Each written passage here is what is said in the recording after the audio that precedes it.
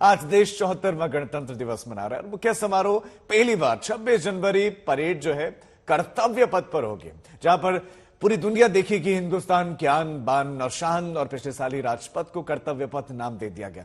राष्ट्रपति द्रौपदी मुर्मू परेड की सलामी लेंगी और इस बार 21 तोपों की सलामी स्वदेशी तोप 105 mm से दी जाएगी। गणतंत्र दिवस समारोह में मेहमान पहली बार मिस्र के राष्ट्रपति होंगे और इस बार कर्तव्य पथ पर मिस्र का भी मार्चिंग दस्ता होगा। परेड में देश की सैन्य शक्ति और सांस्कृतिक विविधता का अनूठा प्रदर्शन दिखने वाला है। वीवीआईपी की जो लाइन होगी उसमें जो फुटपाथ पर रेडी पटरी वाले हैं वो तमाम लोग आज बैठे होंगे। वीवीआईपी की इस लाइन में मेक इन इंडिया तोपों से सलामी दी जाएगी और राष्ट्रीय ध्वज फहराया जाएगा और उसके बाद 21 तोपों की सलामी के साथ ही राष्ट्रगान होगा। और 21 तोपों की सलामी 105 mm की एक भारतीय फील्ड गन से दी जाने वाली और ये पुरानी 25 पाउंडर बंदूक की जगह लेगी, जो कि रक्षा क्षेत्र में बढ़ती आत्मनिर्भरता को प्रदर्शित करेगी। और सबसे खास रहने वाला है वो जो वीवीआईपी लाइन होती है, जिसमें अब ई रिक्शा चालक, फुटपाथ के दुकानदार, कर्तव्य पथ को विकसित करने वाले मजदूर और उनके परिवार वाले बैठे होंगे। तो इस बार का 26 जनवरी की ये परेड अलग होने वाली है। इसमें बहुत कुछ अलग नजर आएगा। सैन्य शक्ति और सांस्कृतिक विविधता का अनूठा प्रदर्शन, राज्यों की झांकियां होंगी जिसे बेसब्री से लोग देखेंगे।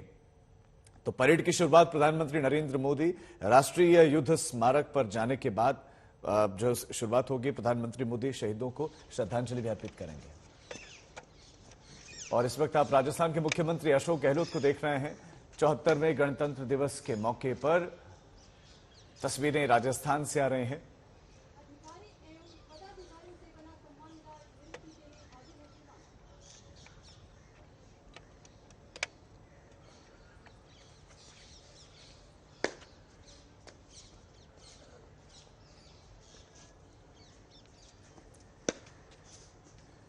अशोक गहलोत, इस वक्त आप उनको देख रहे हैं और सलामी उन्होंने ली है। और अलग अलग राज्यों में भी कार्यक्रम आयोजित किए गए हैं। उन कार्यक्रमों का हिस्सा बनेंगे तमाम अतिथिगण, प्रदेशों के मुखिया। कुछ तस्वीरें हम आपको दिखा रहे हैं। 74वें गणतंत्र दिवस पर वायुसेना का दमखम भी दिखेगा, क्योंकि वायुसेना के 50 विमान पराक्रम दिखाने वाले, अपना शौर्य दिखाने वाले हैं। और अब्देल फतेह अल सीसी, जो कि मिस्र के राष्ट्रपति हैं, वो इस बार मुख्य अतिथि हैं। फ्लाईपास्ट की शुरुआत होगी प्रचंड फॉर्मेशन से। इनमें एक LCH, 2 अपाची और 2 एडवांस लाइट हेलीकॉप्टर्स शामिल होंगे। प्रचंड formation comprising 1 LCH along with 2 Apache helicopters and 2 advanced light transport helicopters standing array formation. प्रचंड भारत का पहला लाइट कॉम्बैट हेलीकॉप्टर है। ये अपनी श्रेणी में सर्वश्रेष्ठ हेलीकॉप्टर है जो ऊंचाई वाले इलाकों से टेक ऑफ और लैंडिंग कर सकता है। ये 268 किलोमीटर प्रति घंटे की रफ्तार से उड़ान भर सकता है। इसमें 20 mm की तोप लगी है। प्रचंड में 4 एक जैसे या अलग अलग हथियार लगाए जा सकते हैं। अपाचे अमेरिकी हेलीकॉप्टर है जो हाल ही में भारतीय वायुसेना में शामिल किया गया। अपाचे 293 किलोमीटर प्रति घंटे की रफ्तार से उड़ान भर सकता है। इसकी कॉम्बैट रेंज 476 किलोमीटर। एक बार में आमतौर पर अपाचे 1900 किलोमीटर उड़ान भर सकता है और अधिकतम 20,000 फीट की ऊंचाई तक जा सकता है। इसकी गन 1 मिनट में 1200 राउंड फायर कर सकती है। अपाची से हवा से जमीन या हवा से हवा में वार किया जा सकता है।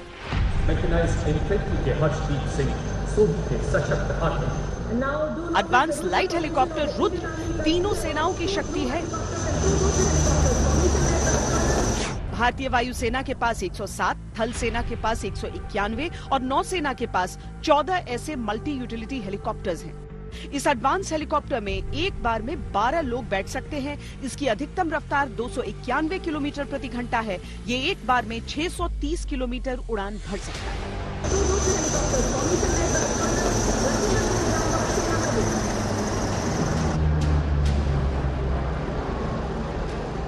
इसके बाद आसमान में 5 सारंग हेलीकॉप्टर्स तिरंगा फॉर्मेशन में नजर आएंगे।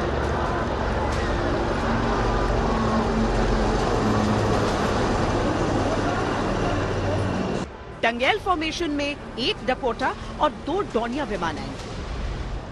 टंगेल की लड़ाई भारत की शानदार जीत का नमूना थी और भारत ने अपने विंटेज विमान को आज भी फ्लाइंग कंडीशन में रखा है। आसमान में दबदबा हो तो ऐसा जैसा बजरंग फॉर्मेशन घोषित करेगा। C-130J और 4 राफेल। C-130J एक भारी भरकम मालवाहक विमान है और आसमान में तेज तर्रार फाइटर राफेल के साथ कलाबाजी के लिए पायलट्स को खास हुनर चाहिए। गरुड़ फॉर्मेशन में नेवी और एयरफोर्स की जुगलबंदी होगी जब IL-38 और AN-32 एक साथ उड़ान भरेंगे।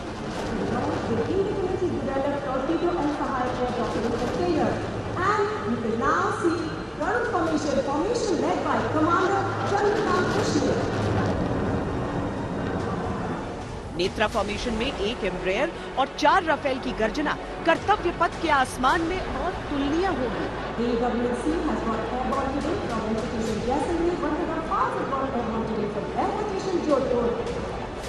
फिर आसमान में देखेगा भीम फॉर्मेशन।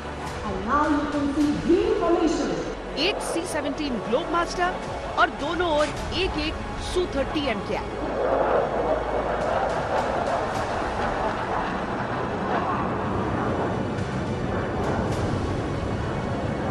आखिर में एक के बाद एक 3 फाइटर फॉर्मेशंस होंगे जिनमें सबसे पहले देश के अमृत काल को प्रदर्शित करते अमृत फॉर्मेशन में 6 जैगुआर आएंगे।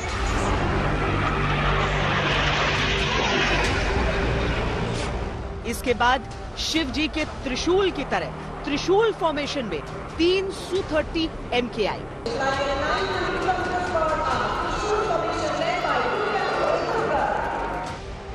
और आखिर में एक अकेला राफेल जो अपनी ऊंची उड़ान से दुश्मन को चुनौती और देशवासियों को आश्वासन दे जाएगा।